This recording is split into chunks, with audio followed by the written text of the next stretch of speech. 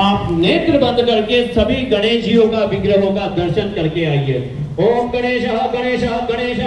सुमुख शेखदत्त कपिलो गजकर्णक लंबोदरश्च विकटो विघ्ननाशो विनायक धूम्रकेतुर्गणाध्यक्षो बालचन्द्रो गजाननः वारसैतानि नामानि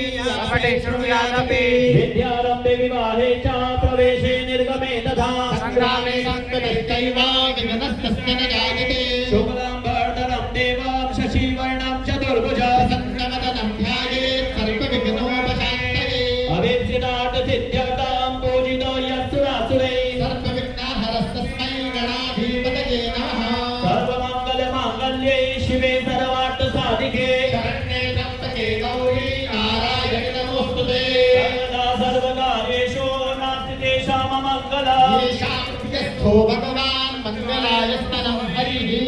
तदेव